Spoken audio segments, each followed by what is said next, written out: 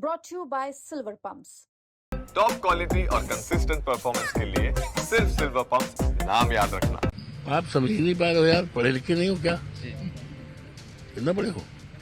मिल्कीपुर उपचुनाव को लेकर बीजेपी जीत की तरफ अग्रसर है। सुबह 8 बजे से वोटों की गिनती जारी है और हर बार हर काउंटिंग के राउंड में बीजेपी के प्रत्याशी चंद्रभानु पासवान बढ़त बनाए हुए हैं। अब बीजेपी की बढ़त के बीच में समाजवादी पार्टी के सांसद अवधेश प्रसाद से सवाल किया गया तो वो भड़क गए और रिपोर्टर से ही भिड़ गए।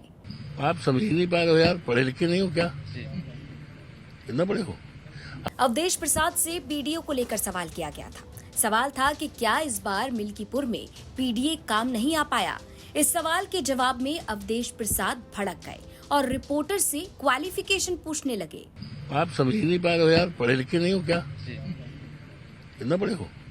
दरअसल मिल्कीपुर उपचुनाव को लेकर सुबह 8 बजे से वोटों की गिनती जारी है। अब हर बार के रुझानों में बीजेपी बढ़त बनाए हुए है। समाजवादी पार्टी के प्रत्याशी अजीत प्रसाद लगातार पीछे चल रहे हैं और बीजेपी के प्रत्याशी चंद्रभानु पासवान बम्पर बढ़त बनाए हुए हैं। सपा सांसद अवधेश प्रसाद लगातार अपने बेटे और सपा प्रत्याशी अजीत प्रसाद की जीत का दावा कर रहे थे, लेकिन रुझानों में मामला उल्टा नजर आया, जिस पर जब उनसे सवाल किया गया तो वो सीधा रिपोर्टर से ही भिड़ गए।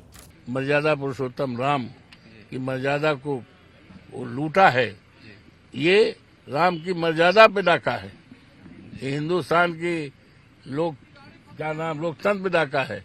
बाबा साहब भीमराव अम्बेडकर के संविधान पे डाका है और देश का सबसे बड़ा डाका है। सर, पीडीए का क्या कहेंगे? कुछ कार्य नहीं हो पाया पीडीए का, क्योंकि जनता जिस तरीके से आगे बढ़ी है तो पीडीए का आप लोग आगे लेकर चल रहे थे, उसमें कुछ कार्य सफलता नहीं मिल पाई। आप समझ ही नहीं पा रहे हो यार, पढ़े लिखे नहीं हो क्या? कितना पढ़े हो? हमने कहा है कि बाबा साहब भीमराव अम्बेडकर ने जो मताधिकार दिया है उस मताधिकार पे डाका पड़ा है। ठीक है नहीं? वही समझ लो।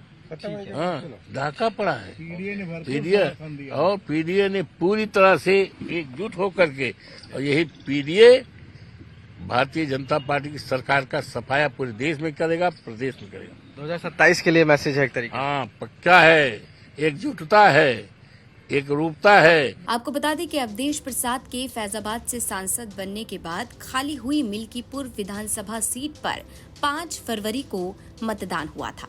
आज यानी 8 फरवरी को वोटों की गिनती चल रही है। आज ये साफ हो जाएगा कि मिल्कीपुर की जनता किसे अपना विधायक चुनती है। लेकिन जिस तरह से रुझान आ रहे हैं उसमें सीधा सीधा बीजेपी जीत की तरफ आगे बढ़ती नजर आ रही है और कहीं ना कहीं समाजवादी पार्टी के लोगों में इसे लेकर खलबली नजर आ रही है। अब अवधेश प्रसाद के इस बयान पर आपकी क्या राय है, यह हमें कमेंट बॉक्स में जरूर बताएं। आप समझ ही नहीं पा रहे हो यार, पढ़े लिखे नहीं हो क्या? कितना पढ़े हो?